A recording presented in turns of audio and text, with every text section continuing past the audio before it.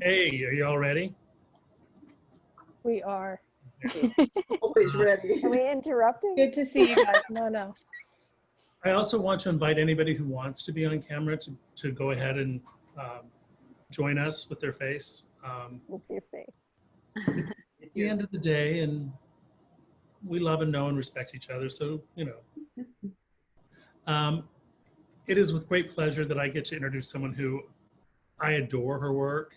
Her I Am series, I think, is changing lives, hopefully into infinity. I mentioned to her earlier that I Am Human is my favorite because it reminds me to keep that empathy, particularly in these days that are a little bit harder than normal. Her new book is, I can't read my handwriting. I am one. I am Got one. it right here. Don't worry. So with that blathering introduction, I give you Susan Verde. That was a beautiful introduction. Thank you. Thank you so much. It's really actually very nice to be here and to see some of your faces. I was just telling Calvin that I've been doing all these school visits, virtual, obviously, and some of the platforms the schools use, once you start sharing your screen, you can't even see yourself. So you're kind of standing there hoping that everyone hasn't disappeared and that you're really actually talking to people, but you just don't know. So it's really nice to be able to see everyone. And I'm sure that so many of you are feeling Zoom fatigue and all of that. And so I appreciate you having me on as the kind of culmination of this whole new experiment. And I'm here to talk about my new book, but I just want to thank you all for everything you do. You know, as you all know, independent booksellers are the connection to the world for people. You guys know what should be in people's hands, what effect certain books have, whether they're, you know, making you laugh, making you think, making you explore. And you have a gift. And so I'm so grateful that you exist and that you're there, and that we can keep you going. That being said, I'm thrilled to be able to share my new book. I think the last time I was in person, I was sharing I Am Human. And I had this sort of great honor of leading everyone through a little meditation. And so I think we're going to end with that as well, if everyone is okay with that. The reason that these books, this series in particular, is sort of infused with these meditations is that I am also a teacher and a student, but a teacher of yoga and mindfulness for kids.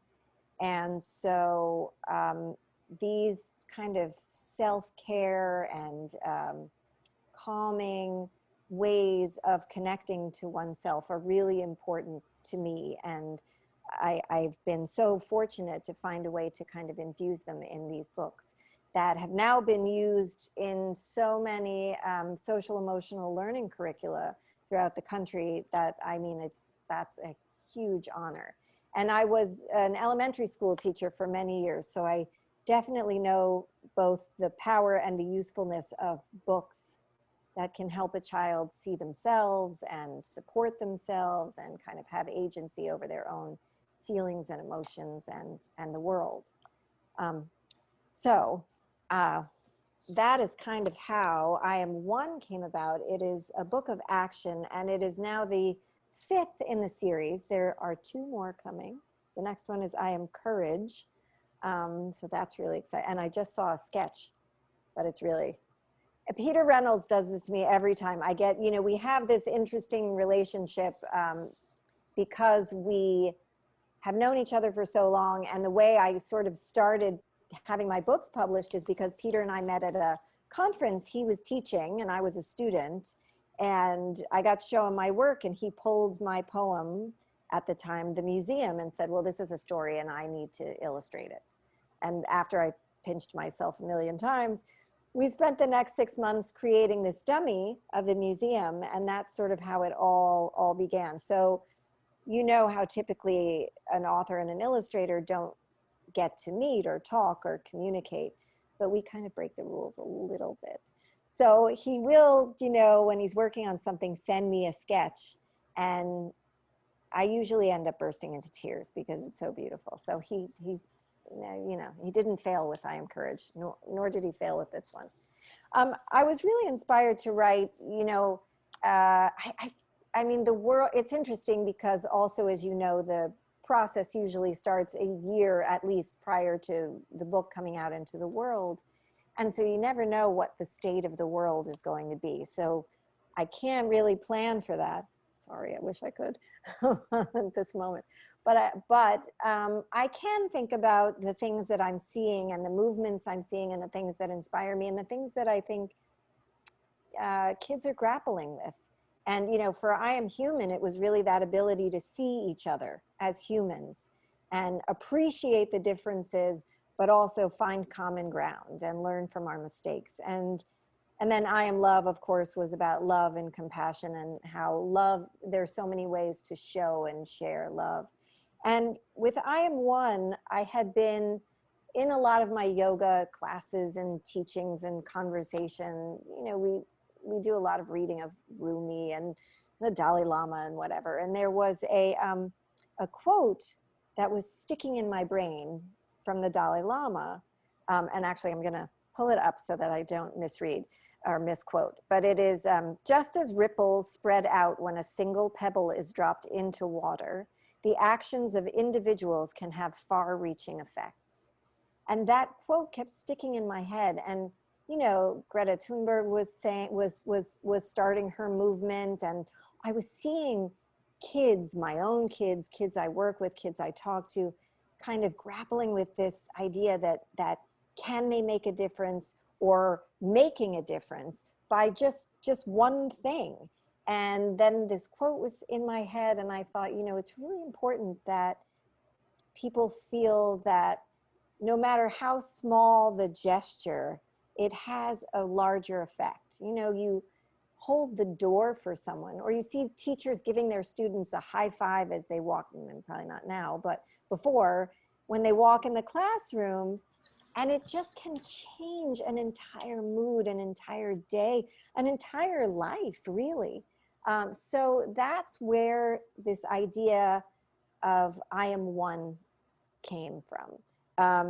And you know, activism is certainly a catchword that's been more and more at the forefront over the last few years. But to me, it was really about action, just taking that one kind, small action and understanding that you can make a difference, and you're not too small, and you're not too young, and you're not incapable. And anyway, so that was really where I Am One came from. And then, of course, Peter, you know, took the story and just made it a billion times more beautiful.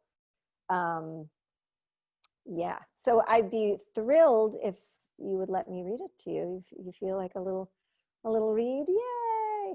I know, I love reading out loud. Okay, here we go.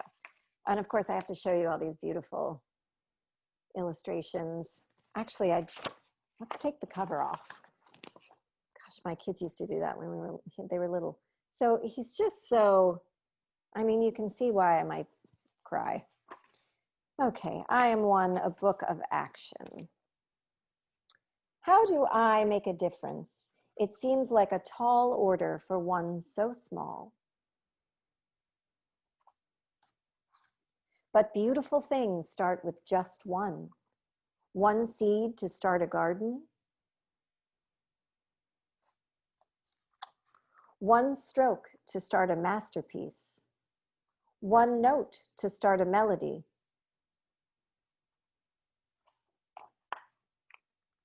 One step to start a journey. One brick to start breaking down walls. And I can speak one gentle word to start a conversation. I can use my one soft voice to start a friendship. I can perform one act of kindness to start a connection. I can share one tender hug to start caring. I can light one candle to start leading the way.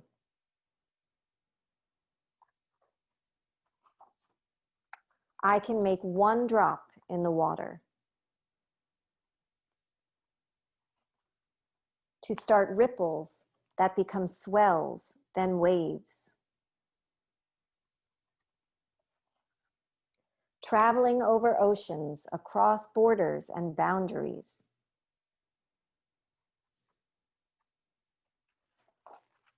Landing on distant shores to start a chain reaction, inspire a movement, make a change. I am one and I can take action. We are each one and we can take action. One by one, we can make a difference. Because one is all it takes to start something beautiful. That's the end. Thank you for letting me share that. Yeah, so I mean, and you know, it's funny because Peter and I did our sort of launch together on Zoom, of course, last week. And we were talking about how, you know, he was saying how when he gets the story, because it's not a narrative, character-based story, you know, he's got to sort of pull these images. And I'm never afraid because he always just somehow gets what I'm trying to say. So yeah, so this, I mean, that's the book. And of course there's, you know, as in the other books, there's an author's note, and I explain pretty much what I told you about the Dalai Lama's quote. But also there is a meditation and reflection activity that you can do with students or children, and you can write or you can talk it out, but it really is meant to just get you thinking about what it is you want to change and how you can do that one thing. So I don't know, Calvin, if you want me to go right into the meditation, or if anybody had any questions for me, or do we have any questions? You guys ready for bed? It's 9:30 where I am. Yeah. Yeah, I have a sort of a question, which is I really like the way that you're saying that these are small ripples, because I have to say that one of the things that I really worry about right now is that children are being told so often that they're the saviors of the planet at the moment. Like all the adults are like saying, we can't do anything more, we're looking to you. And I feel that is almost putting too much pressure on children. Yeah. Do you know what I mean? It's just, I agree. No, it's like now where suddenly adults are saying, hey, we can't do this, we've screwed it up, it's up to you. And you know, it's interesting. It worries me too, and I feel like they do have this sort of pressure of what's going to be my big thing that I change, that I do, and I think just the idea that, you know, the way you're going to make the change is so small, so tiny you might not even notice it. Yeah, and I really appreciate that, because I think otherwise I do feel we're almost burdening children. I When agree. we shouldn't be. We are still supposedly the adults, you know. Supposedly. Yes. Oh my goodness. But you're right. And that's an interesting thing to think about, actually, because I think I'm guilty of it too. I've probably said to my own kids who are teenagers, like, you're the ones who are going to get out there and, you know, make it better. And, I need to think about my own words and yeah. Yeah, it's really, right, we should be the ones that are making it better. I know. But, you know, we're But not doing a very good job, but we should.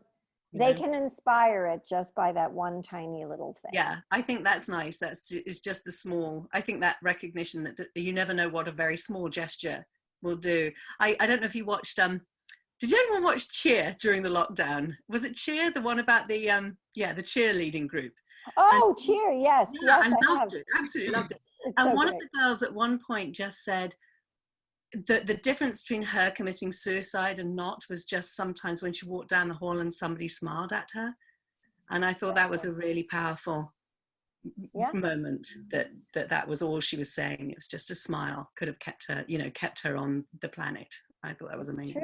It's true. And that's one of the things when I'm talking to kids about this kind of thing is that you don't know. If you smile at someone who's having a terrible day, you can change the whole trajectory of their day, of their week, of something they do for the next person. So yeah, absolutely. Summer in the chat just said that this is a book we should be giving to adults. I mean, I always feel like there shouldn't be age restrictions on picture books because it's just these big messages in nice bites, So absolutely. I say that all the time. They're missing out on some good picture book. Yeah. Right? Yeah. Agreed. They really are. And some of the most complex, deep, thoughtful topics, just in these nice morsels. And, as an adult, it doesn't need to be so complicated all the time. Yeah. We've done articles, just once or twice about picture books for adults, thinking about what picture books are good as gifts for adults, whether it be showers or whether it be birthdays or retirement or whatever, and I really think that applies. And I think Summer's right. I mean, I think so many people are feeling that they can't make a difference right now. Yeah. It's a good gift book for adults. And Nicole White's idea is that we should give picture books instead of greeting cards.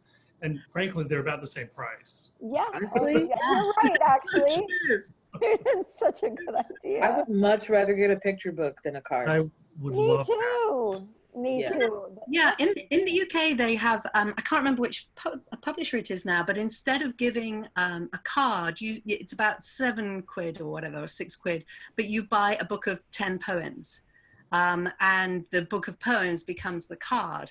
And I'm almost wondering whether, as a publisher, people maybe shouldn't be thinking of making some of their picture books into cards. I mean, I think it's right. I No. think it's a great idea. Gosh, and I can think of about 1 billion picture books that I'd like to receive. as a Yeah, card. but you don't want, just something, paper, Yeah. but you could still give it to someone and really make a difference. Yeah. I think we're on to something. The closest I've seen of that is John Klassen does illustrate some greeting cards. But it's just his illustrations. I don't think he has any words or anything in there, or if they are words, they're not his words. But those are the closest I've seen. Yeah, from time to time, they'll package books in a tiny format with an envelope for that very reason, though. But Really? I like that. I haven't seen it in a while, but it's a good. Well, Peaceable Kingdom made a whole business out of that by taking the rights for illustrations, but I think we can take it a step further. Yeah. Yeah. How we, right. I think we've got our company right here. But no, seriously, you could. I mean, there are pages from so many books that I'm thinking of, so many of them right now, that you really could. What a great greeting card. I mean, much better. I'm ready when you guys are. I need a little side hustle right now, too. I think it makes so much sense. You can make a little CALIBA publishing. Right? We have it. We're ready to go. I think that's all for questions if you wanted to move on to the little... Right, my lovely friends. So I think that what I'll do is I'm going to guide you through the meditation that's at the back of the book. And you can, I'm sure you guys are ready for bed or tea or pajamas because you've had to dress up from here up all day, One thing I've been telling the kids that when I visit them from home virtually is that I'm not wearing shoes. I don't think I've worn shoes for 6 months now, so that's pretty good. Here's a bright spot, if we can find one. All right, so all I'm going to ask you to do is you're already in a comfortable seat, but if you need to do anything else to get more comfortable, do it. Take care of yourselves. This is a moment for you. And if you're comfortable, close your eyes. And if you don't feel like closing your eyes, that is okay. I would just say, look down on at the floor, just You're not looking all around, just find a spot on the floor to focus on. And place your hands on your belly. And all I'm going to ask you to do, I'm just inviting you to start breathing in and out through your nose. When we breathe in through our noses, it helps us calm down. It tells our brain to quiet. And just notice your breathing. You don't have to change it, force it to do anything. Just breathing in and out through your nose. Maybe you can feel your belly rising and falling.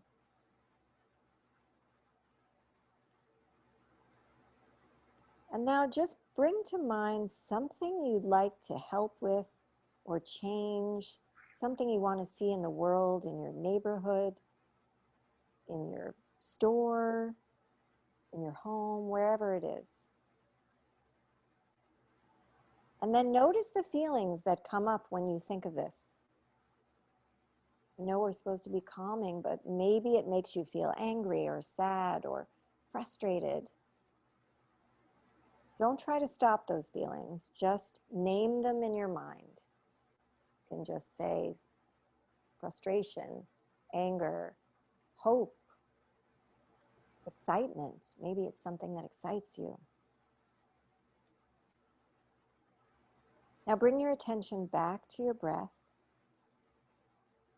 and try to find a slow rhythm, breathing in and out. Imagining with each breath, it's filling your whole body. And as you breathe in, just say to yourself, I am strong.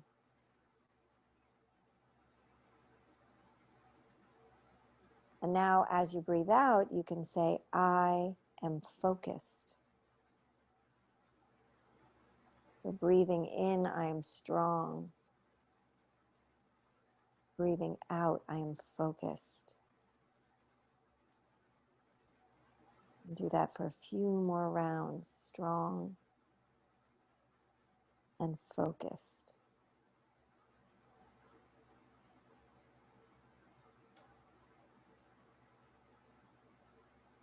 And just let that go and keep breathing.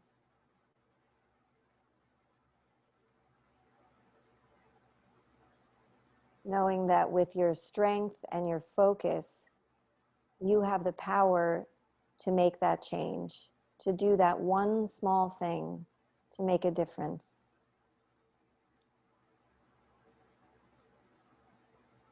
And when you're ready, you can slowly open your eyes and just give yourself a moment to notice how you feel.